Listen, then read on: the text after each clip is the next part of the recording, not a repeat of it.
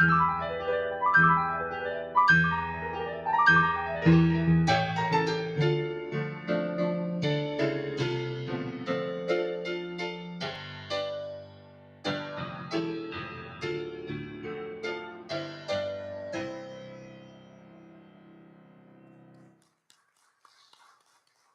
you, David. And thank you for wonderful prelude music, too. It was beautiful. Good morning, and welcome to Unity of the Palm Beaches. What a blessing it is to gather in this sacred community today. I'm deeply grateful for your presence in this magnificent, holy space. And to our cherished online family, thank you for joining us in spirit. Your love and light are felt here with us. For those of you in the sanctuary, please take a moment to turn your cell phones completely off. Thank you. Now, Reverend Taylor will open us up in prayer. Thank you, Linda. Thank you, David. Good morning. Good morning. How are you? Wow. I'm glad to be here. Are you? Yes. All right. Let's breathe into that. Feel the gratitude. Not forcing anything, not trying to be grateful, just allowing a natural sense of gratitude to emerge. As we deepen into the beginning of this time together, as we feel the connection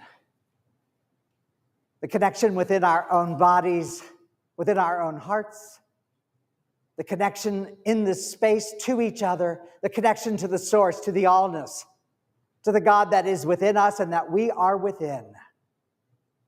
We celebrate that allness throughout this time together. We allow it to move, to stir, to amplify in our hearts, in our experience. That is indeed reason to be grateful. And so it is. Together with me. Amen. Thank you, Taylor. If this is your first time at Unity of the Palm Beaches, would you please raise your hand so we can welcome you?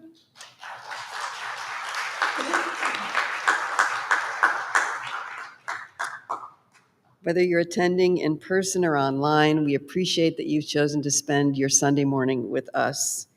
And we invite you to join us in the social hall after the service for refreshments.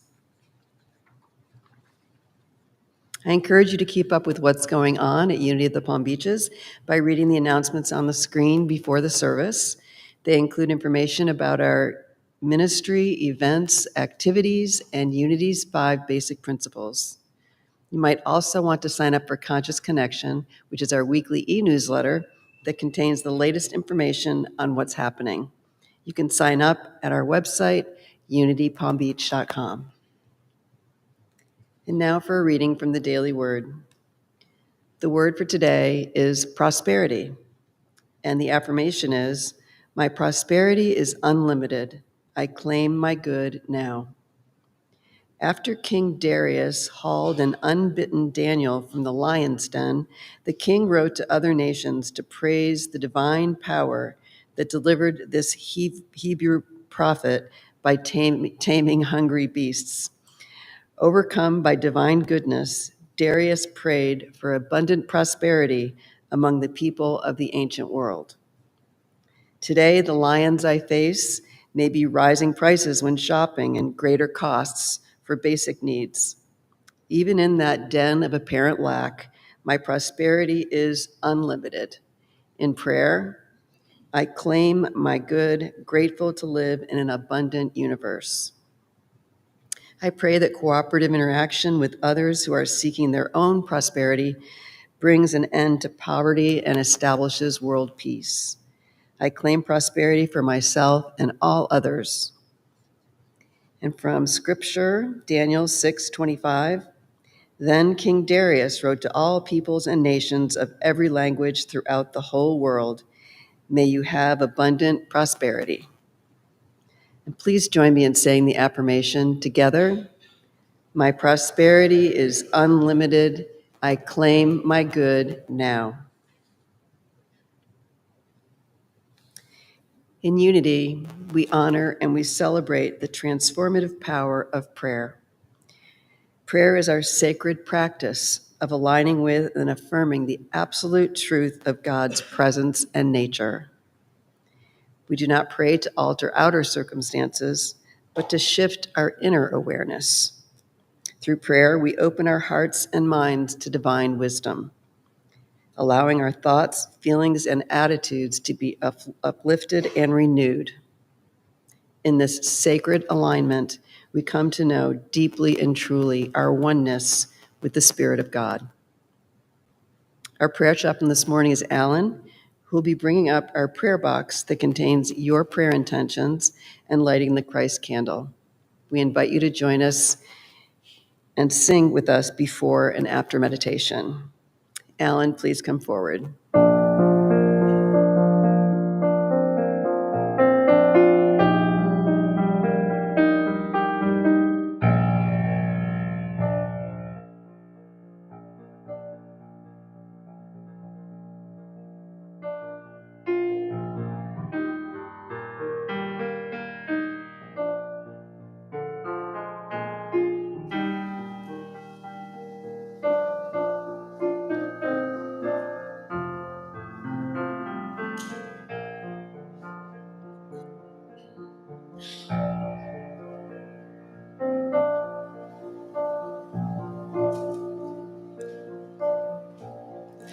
When I pray,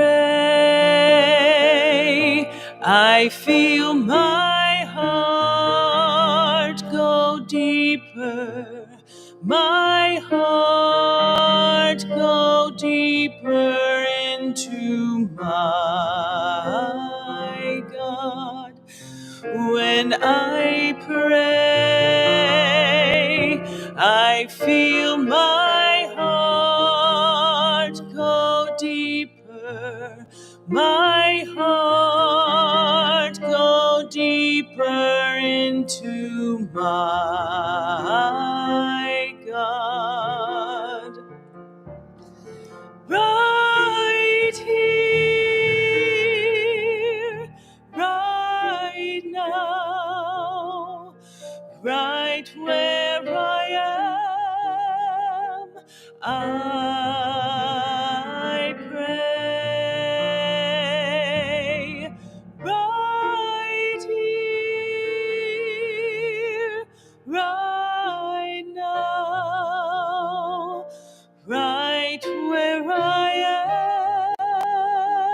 am, I pray.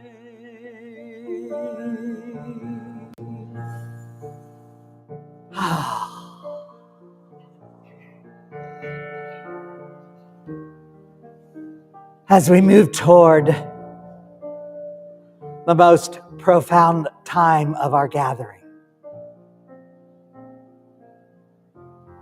the time when we release words,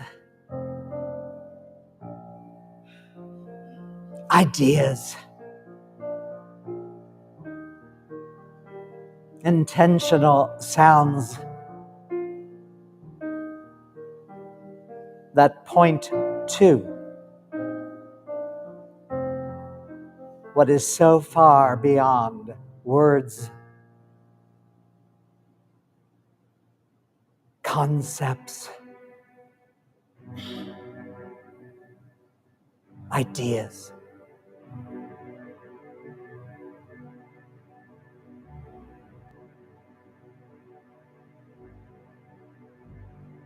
We prepare ourselves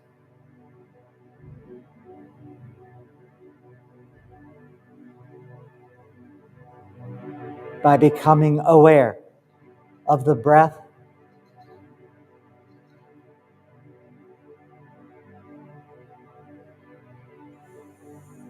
aware of the breathing,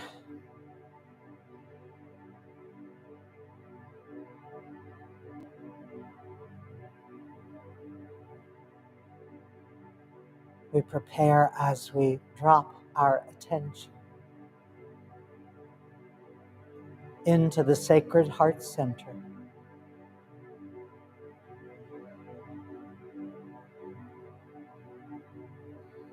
Literally dropping the attention into the heart.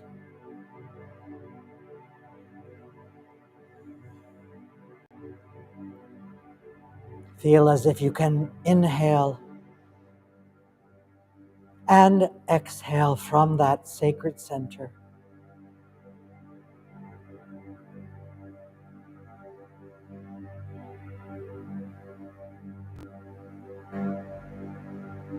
As you do, just notice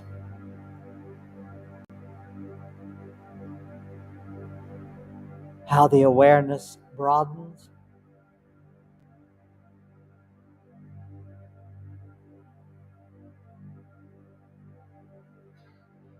how the attention deepens.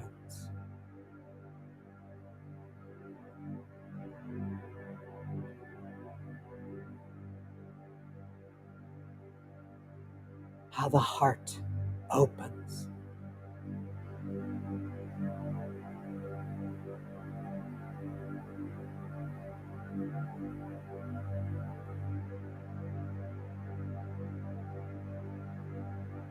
Give yourself the gift of becoming as still as possible.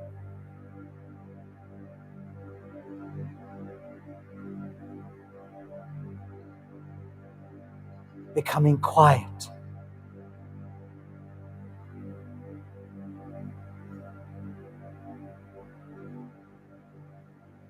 Non-reactive.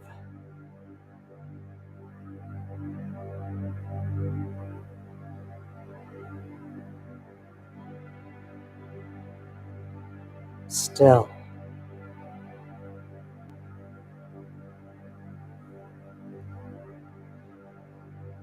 Allow the gift of stillness to open within you, to envelop you,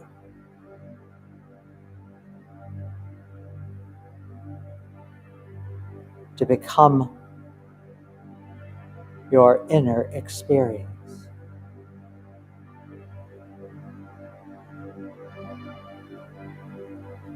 Be still. Be still.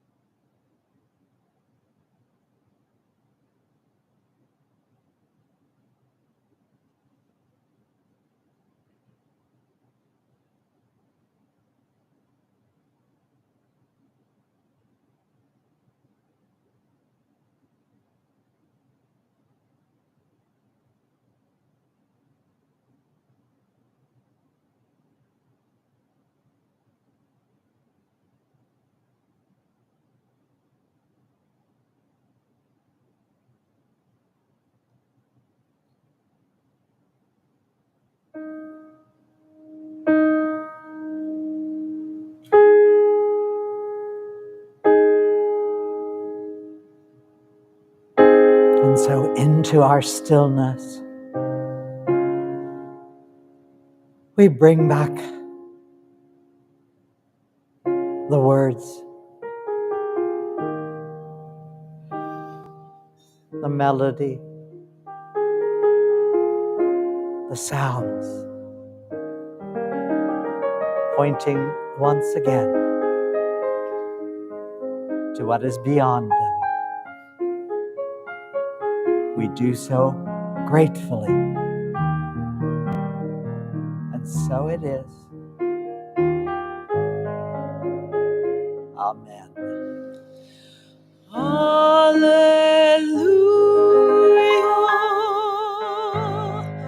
Hallelujah. Hallelujah. Hallelujah. Hallelujah. Hallelujah.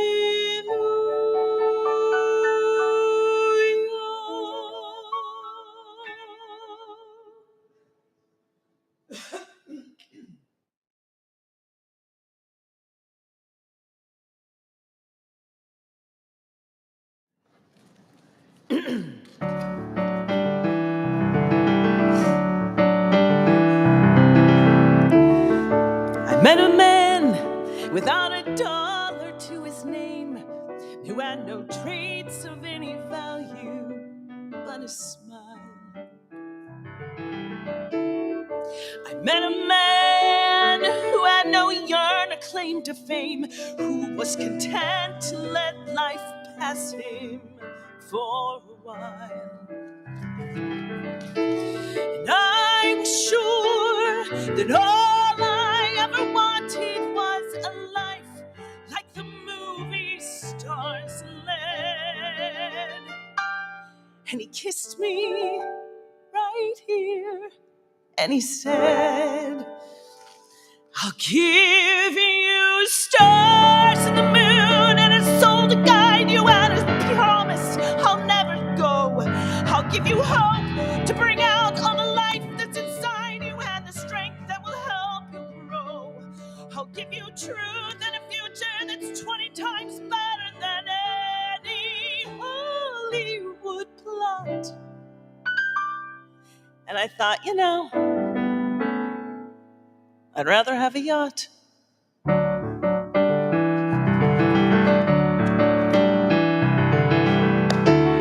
I met a man who lived his life out on the road, who left a wife and kids in Portland on a whim. I met a man whose fire and passion always showed, who asked if I could spare a week to ride with him. But I was sure that all I ever wanted was a life that was scripted and planned. And he said, but you don't understand. I'll give you stars and the moon and the open highway and a river beneath your feet. I'll give you days full of dreams if you travel my way, and a summer you can't repeat. I'll give you nights full of passion and days full of adventure, no strings, just warm summer And I thought, I'd rather have champagne. I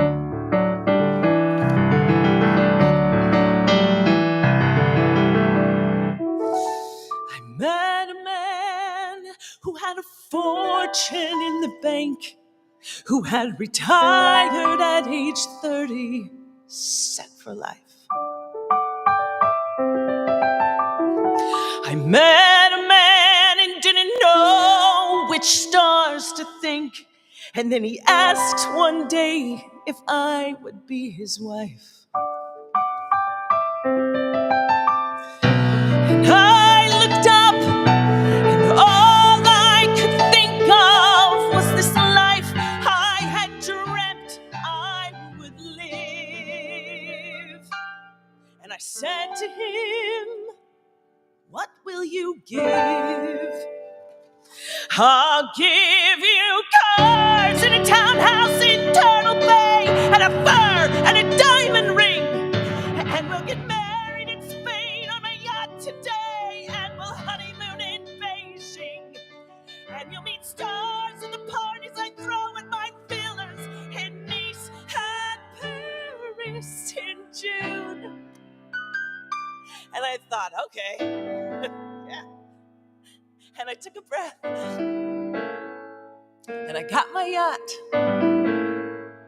And the years went by, and it never changed, and it never grew, and I never dreamed.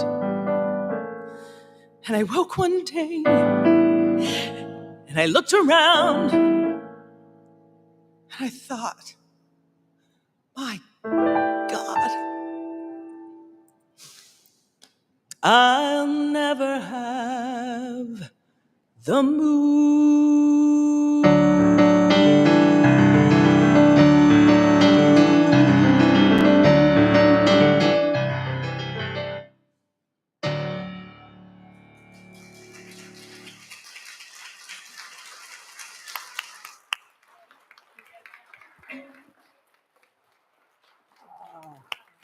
Aaron Bauer, huh?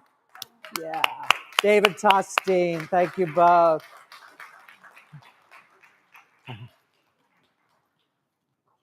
I've heard that song a number of times, and that's just about the best rendition I've heard. So thank you again, Aaron. Really beautiful.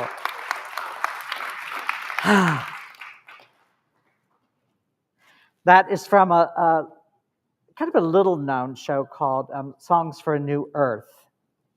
I heard that several years ago, and I don't think I'm the only person by any means. Maybe I'm the only one here that so relates to that. So relates to that message. And my life took a different turn. And I gave up the yacht.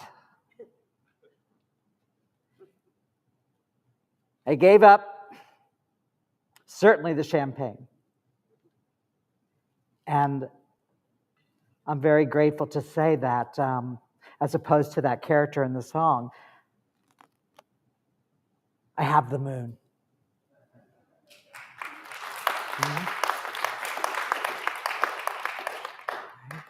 There were so many things I thought I wanted, and I got a lot of them.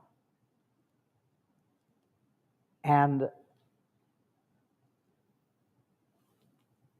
I'm very clear that you cannot fill an empty self. And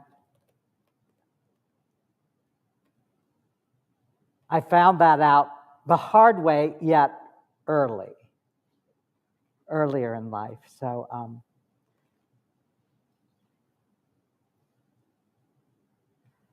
someone asked me recently why I never do talks about prosperity.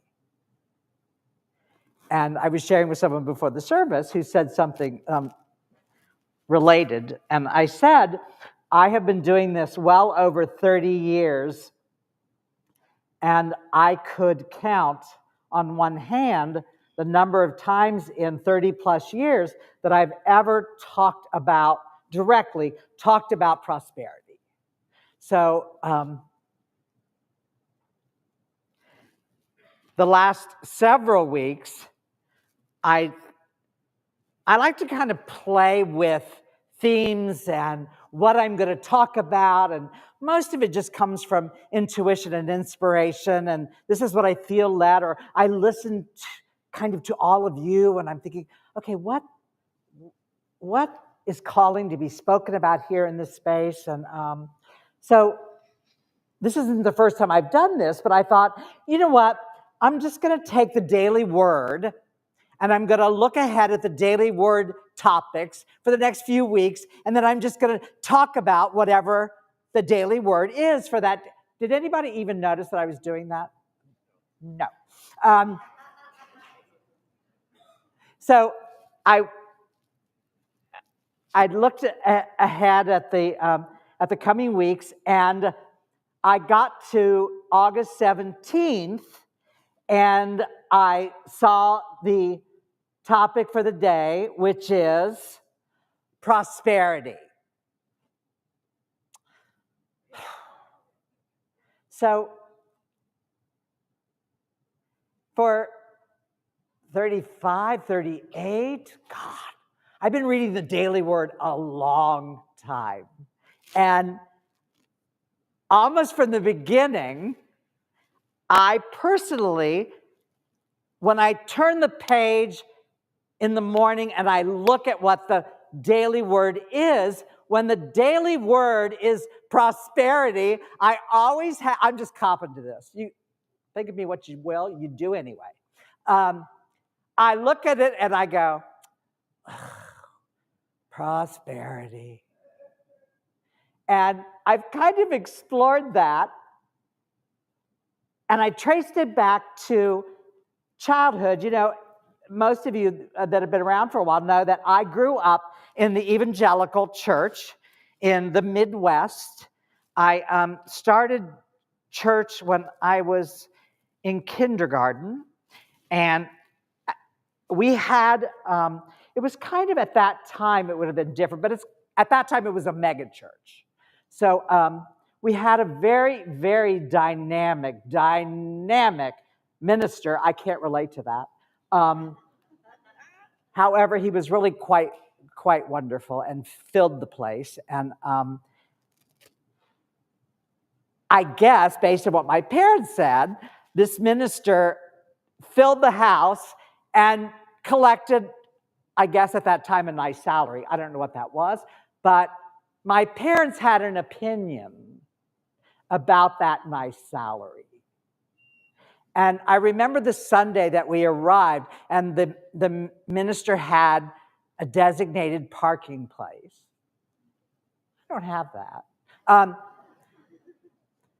The minister had this designated parking place, and we pull in, and there is a brand new, shiny Chevrolet. I can still see it.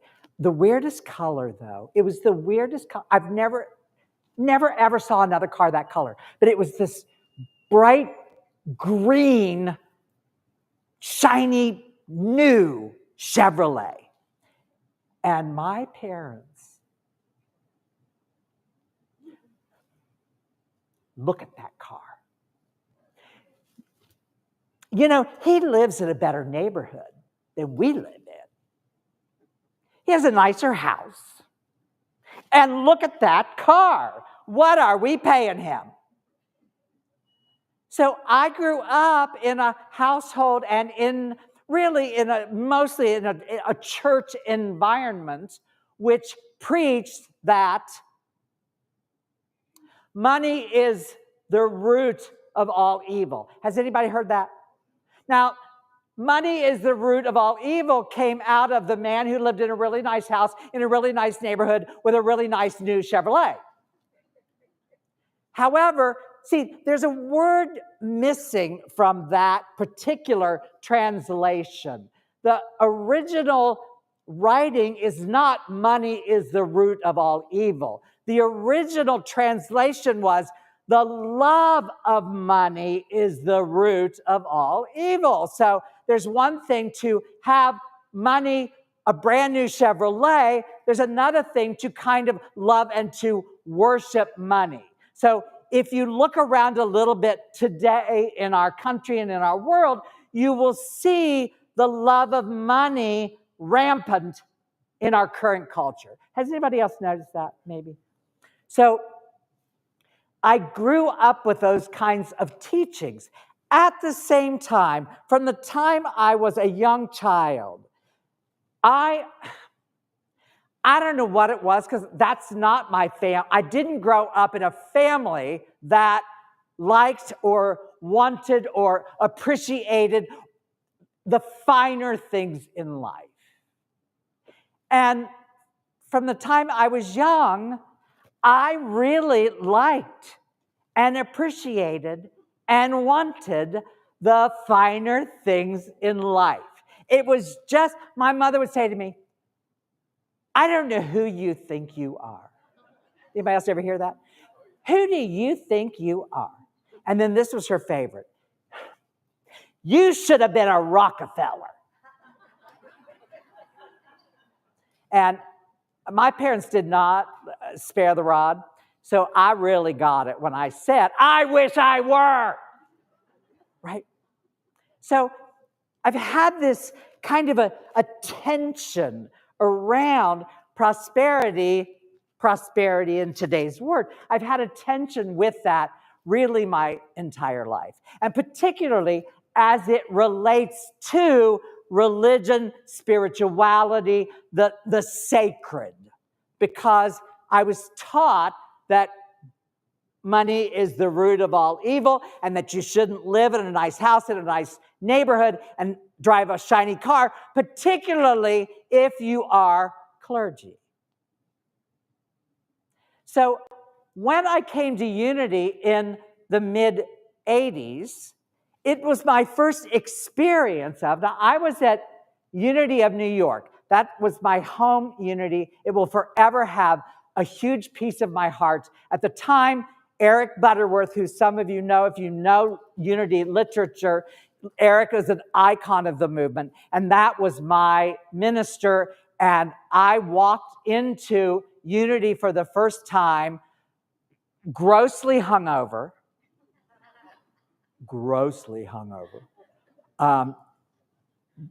just wounded and hurt and aching and confused. And I walked in, and even through the haze, I could feel something different that was not in that church of my upbringing. But pretty early on, I began to get a sense of something that was very different. And in Unity focused on spirituality for sure. Eric was absolutely mystical. He also followed many of the precepts, if you will, of the Unity movement. And the Unity movement was the first time that I directly experienced a spirituality that was also connected to materiality. Right? So pretty early on, I began to hear these prosperity teachings. Now, when I grew up in the evangelical church, it was the beginnings of what is now called the prosperity gospel. And when most people refer to the prosperity gospel, it is not a complimentary term. So a really strong example of the prosperity gospel today is the minister Joel Osteen. Do you know Joel Osteen? So Joel Osteen doesn't meet in something like this. He bought a basketball stadium.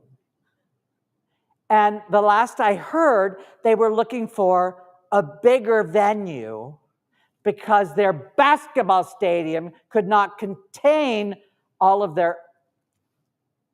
So criticisms aside, there's something going on there that obviously is resonating for people. But I had this thing around prosperity, gospel, money, finance, keeping that out of the sacred space. Then I come into Lincoln Center. Now, Unity of New York met in Carnegie Hall.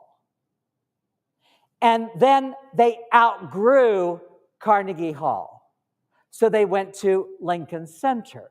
But when I began to hear the talk about prosperity, I kind of went into a bit of a spin, like, because all of that other stuff was in my programming. I wasn't wired for that, so I was really, really confused. I knew there was something there. There was a spirituality there that I knew would change my life. I just couldn't quite get the whole prosperity. If you come to unity, if you believe in the unity principles, then you will be rich. And you will have the best soulmates, and you will have perfect health. And so there was a lot of that going on at that time, and it really confounded me. I didn't know what to do with that. But I was at the time also what's termed a starving actor in New York. So I'm in New York City with a rent higher than that minister ever thought about in his nice neighborhood, right? So I began to think, wow, well, if there's something to this, I need money. I got to pay this rent. So I'm thinking, you know what? Bring it on. Let me see. Give me a couple affirmations. Let me read spiritual economics a few times. And and then I found Louise Hay, and Louise Hay is talking about affirmations and making all of this happen. And so I am on the page of prosperity. And then I found out about vision boards. Anybody have a vision board? So vision boards of getting prosperity and all of this. Well, it was a whole new territory for me, right? A whole new territory. I just thought, wow. So I got to tell you, I had a honeymoon period with all of that.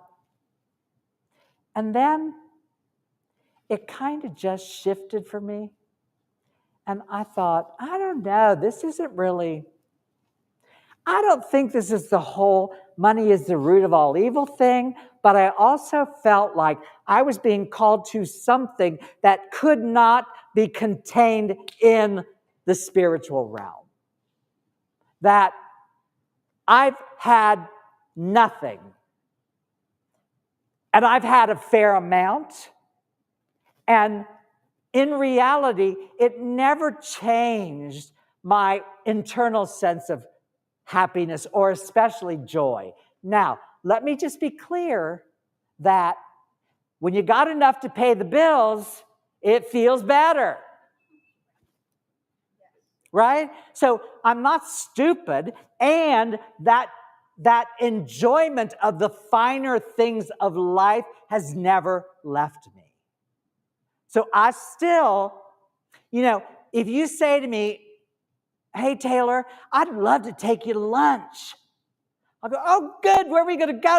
Okay, what date? Da, da, da. And you say Waffle House?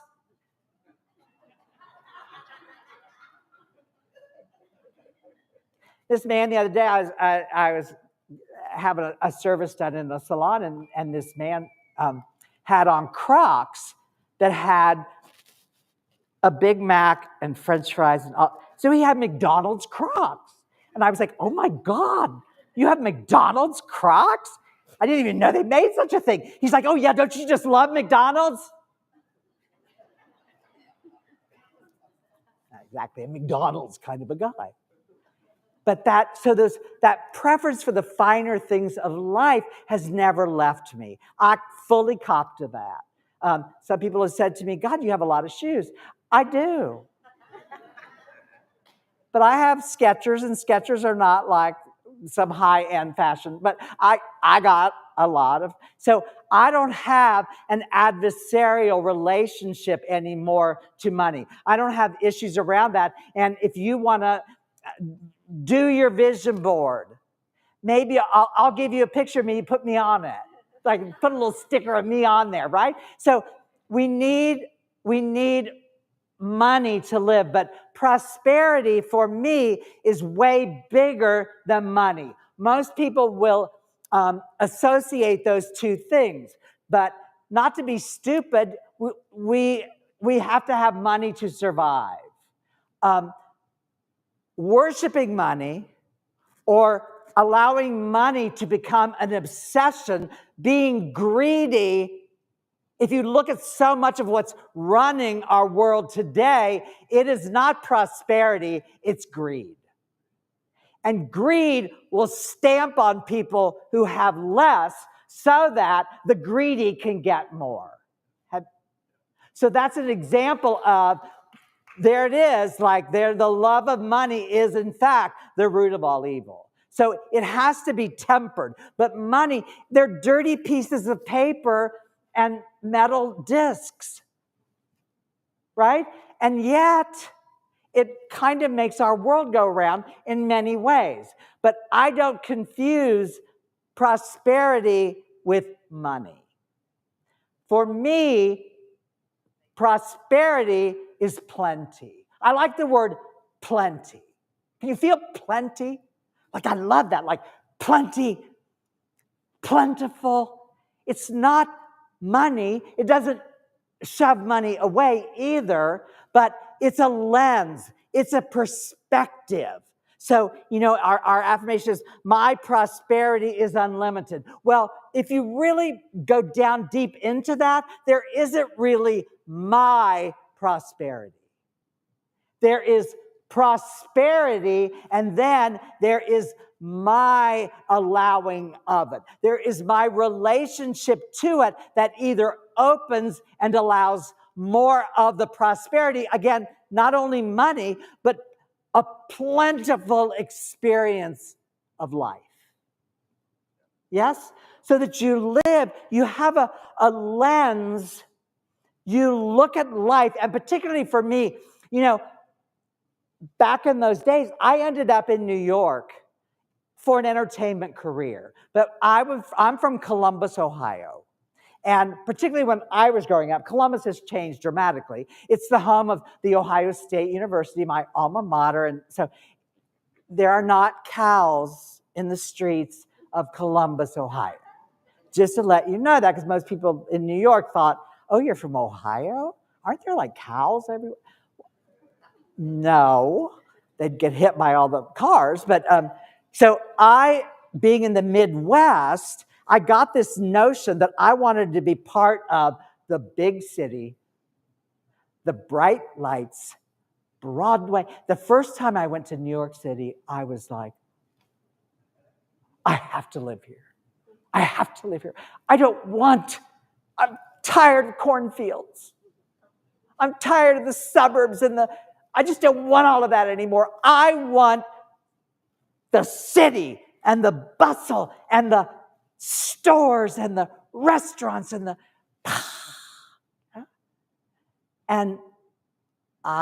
it took a while, and I got there. But every time I'd go to New York to visit, and I'd come home, and the wheels would touch the runway in Columbus, and I would break into tears. Oh my God, I'm back here, right? But that whole experience of city, and it gets on you. Anybody from New York? It can get on your nerves after a while, right? And I began to find myself drawn more and more to Central Park. The middle or the northern section of Central Park, where it felt like in a certain way there wasn't all of that.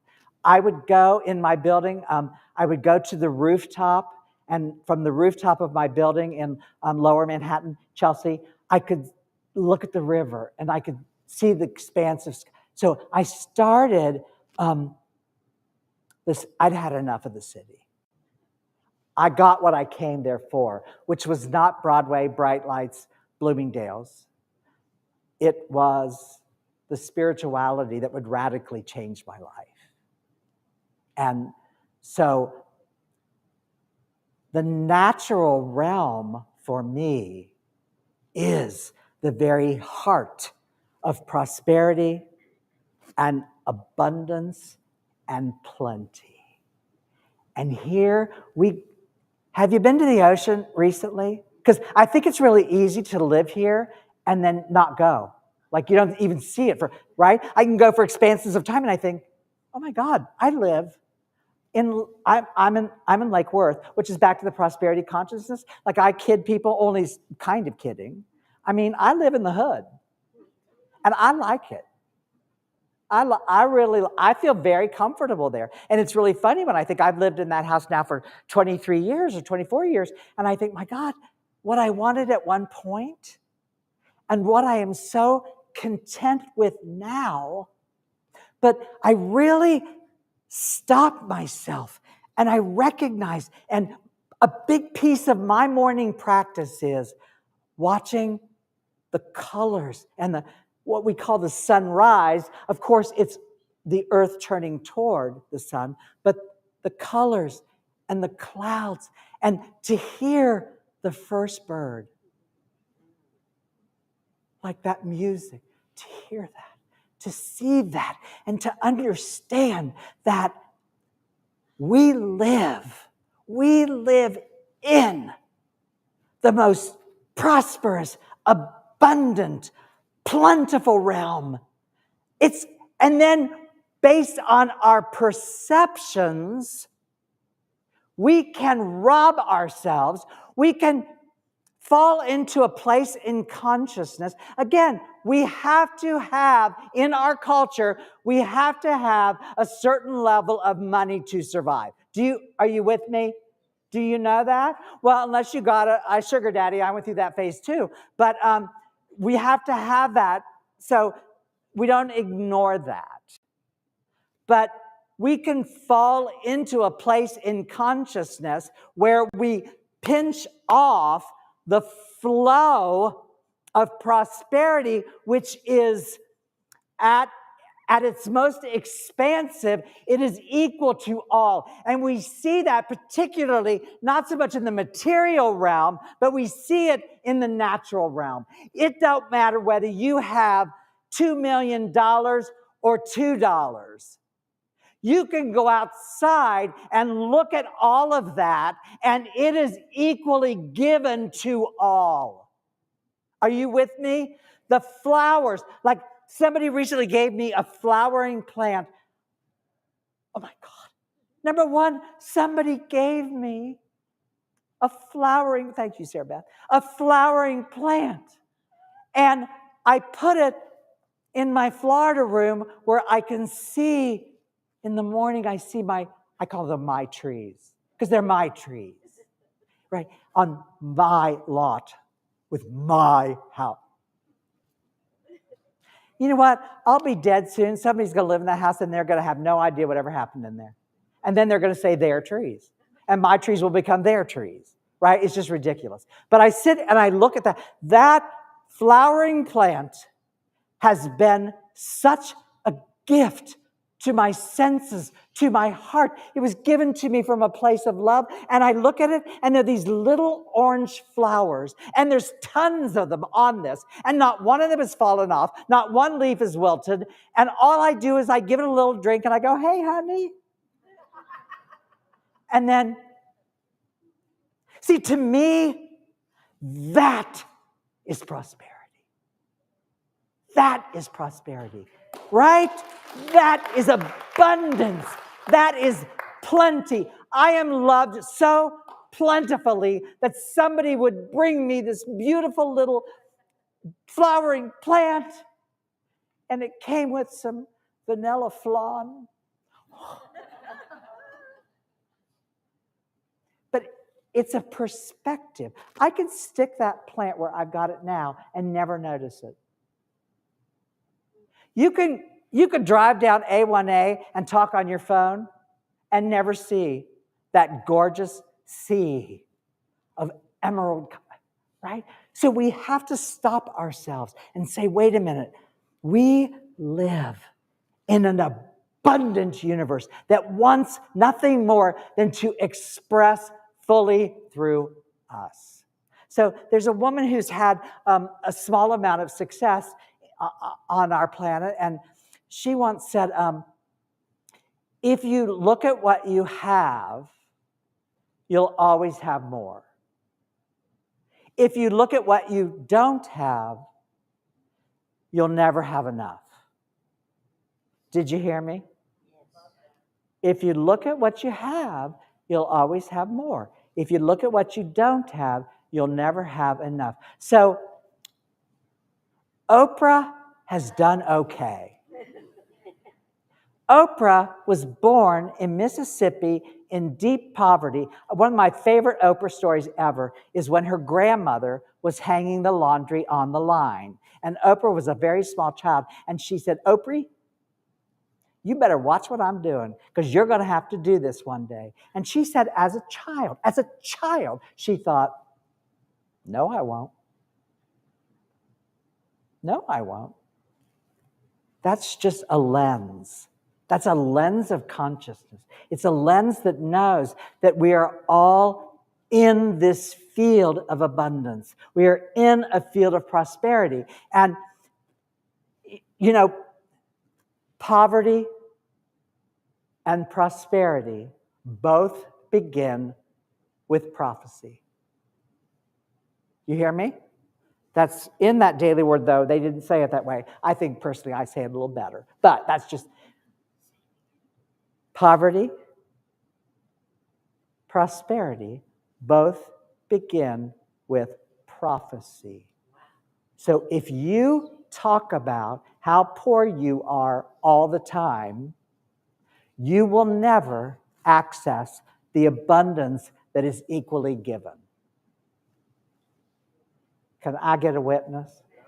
Do you hear me? Now, you can call me and say, oh my God, I can't pay my rent. And I'm going to go, okay, true confession time here. Okay, let's be real with this. What do we need to, okay, let's look at that. But constantly running around saying, I can't afford that, I can't afford that, I can't. The last couple of months has been so good for me. I have poured out more money. I have poured out so much money. And you know what? I have it. I have zero debt. Because let me just tell you something. Debt is not abundance. I've watched so many people make that mistake. Your credit card is not your gateway to abundance, right? But I've been pouring out this money, and to people the closest to me, I'm like, I just had to buy a driveway. I bought a wheelchair ramp for Donald, and it took so long to put it in that Donald doesn't even live at home anymore. But I have, y'all drive by and see it, I have the most beautiful wheelchair ramp and the most beautiful big driveway and the most beautiful front walk. And do you know how much driveways, wheelchair ramps, and front walks cost? Oh my. So I say, oh my God, I can't believe this. And then expense after expense after expense after expense. And if any of you are not privy to the fact, if you have a loved one in a skilled nursing facility, buck up, because you're going to be paying some money for it. And you know what? I got a little bit of help with that, which is appreciated more than I could ever say. It's a lot. And you know what? I'm at a place in consciousness where I can do that now. I'm paying. I bought a new driveway, and they delivered my Instacart on it. I still have food. I still have everything. These are not new, but I have shoes. It's a lens. It's a way of seeing. It's a way of appreciating. And here, this always just kind of baffles me. I try really hard to deliver the very best product, if you will. This is a product. This Sunday service is our #1 product of Unity of the Palm Beaches. And I try not to give you Waffle House. Thank God. Amen. And let me tell you something. I am giving you more like table 26. So you go to Waffle House and you go to table 26 and you see which one costs you more. We haven't made our weekly nut in, I don't even know. We never make the money it takes to run this. So I think maybe some people are a little confused because I understand. And this is one of the reasons I never talk about prosperity. This costs money. If people don't give, we cannot sustain this. So you may have issues around money, and particularly people don't think they should have to pay for God. Well, apply God, because it is prosperity, and this ain't free. I'm not cheap. I was in the 80s. I'm not anymore. Do you hear me? So you can find other spiritual communities, and this is not disparaging. You're going to get more like Waffle House. We're going to be like table 26 for as long as I'm here.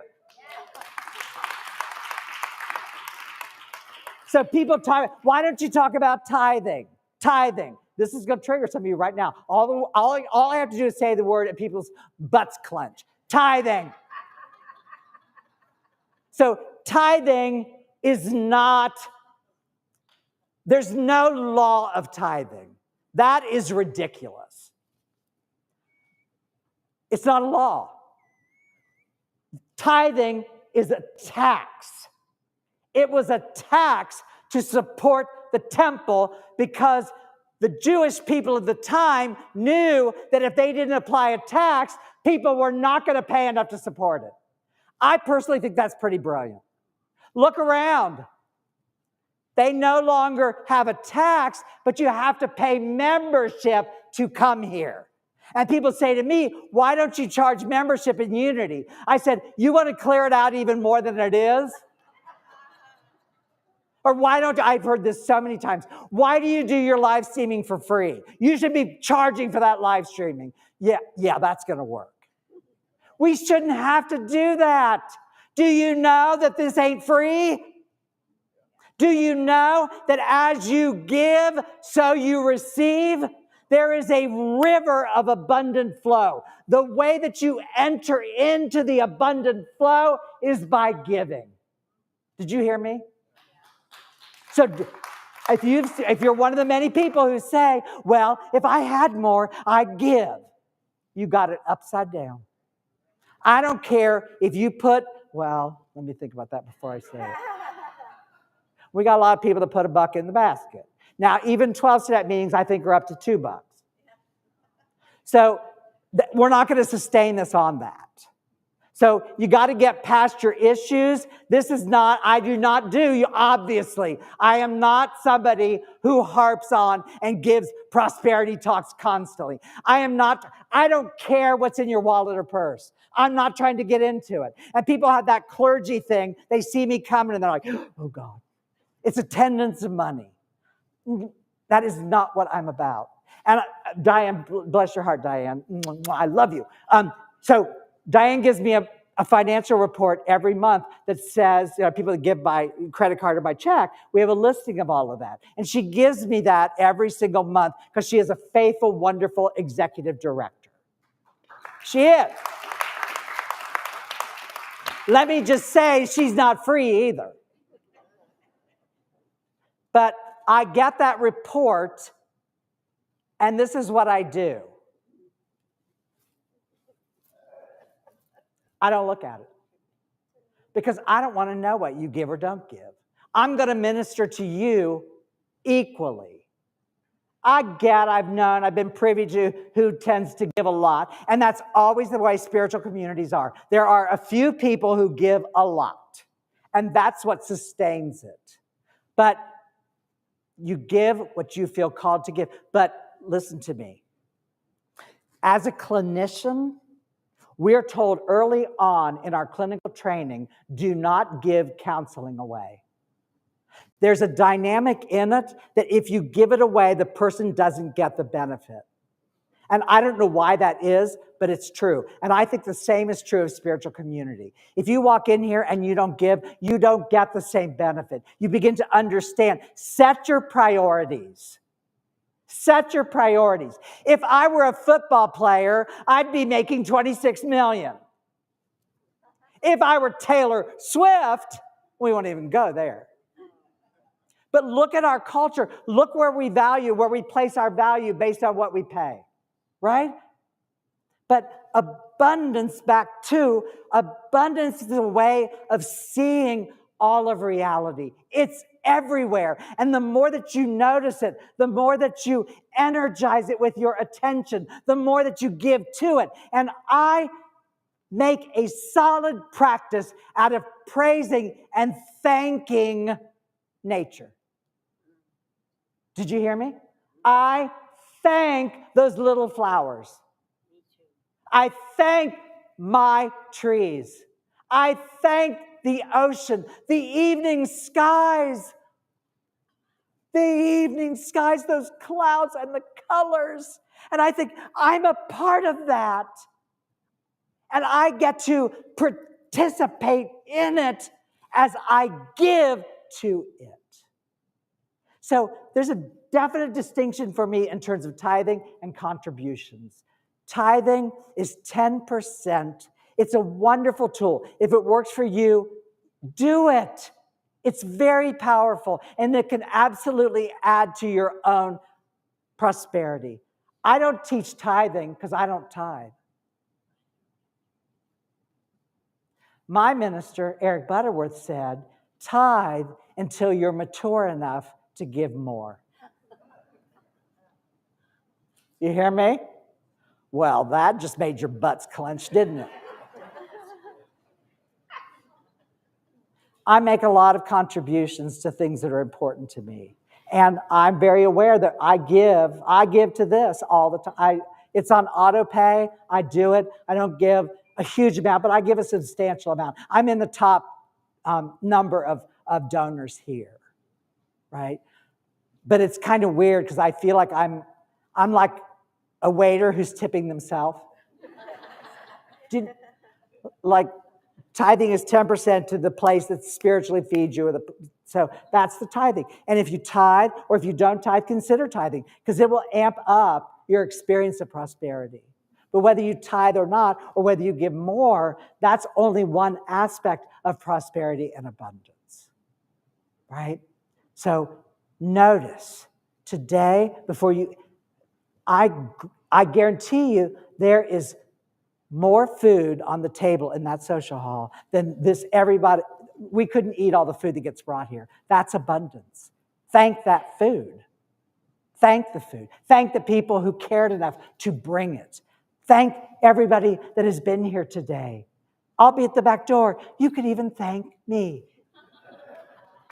And if you didn't like it, keep it to yourself. So this is probably my fifth prosperity talk in 30-some years. How'd I do? Yeah.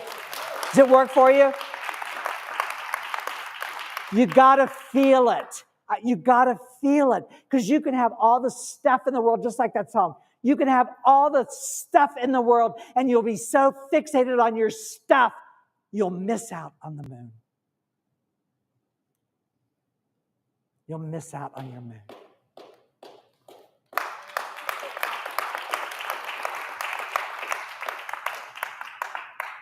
And so it is. Wow.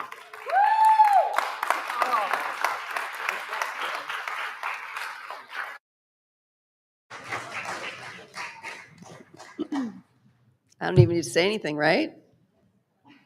My turn to talk about maybe making a donation today. Thank you so much, Taylor. And it's true, he is not cheap. He is definitely not cheap. We are so grateful for your generosity that sustains this ministry and allows us to share the words with those who need to hear it. We are a tithing community. I've been with this ministry for 23 years, and we have always donated 10% of donations to Unity headquarters and Silent Unity. So we ask that we don't require you to donate 10%. You can donate whatever you feel called to give. Would our ushers please come forward too, by the way? But we ask that you give not out of obligation, but out of recognition for what this ministry does for you. If you don't have a physical gift with you today, you can give online at unitypalmbeach.com. And while you're there, you can sign up for recurring donations so you don't need to remember to bring a donation with you to the service. And I'd like to ask right now if you could please hold your offering in your hand. And if you're online, please scan the QR code that'll take you to the donate page, or you can go to our website and click the donate button. Let's say with vigor our offertory prayer. The inexhaustible substance of spirit flowing freely through me blesses and increases all that I give, all that I receive, and all that I allow. I give, and so it is.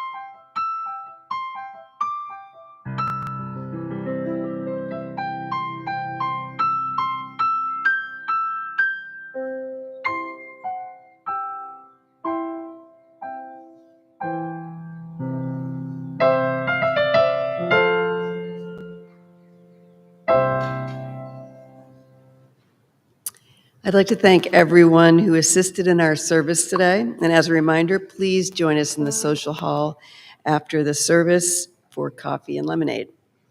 As we close, please remember that we share the sanctuary with Temple Israel, so please be sure to remove all personal items, pens, papers, and trash. Let's please rise as we affirm our prayer for protection. Together, the light of God surrounds us. I am the light of God. The love of God enfolds us. I am the love of God. The power of God protects us. I am the power of God. The presence of God watches over us. I am the presence of God. Wherever I am, God is, and all is well. Remaining where you are, let's sing together, Let There Be Peace on Earth, and have a wonderful week.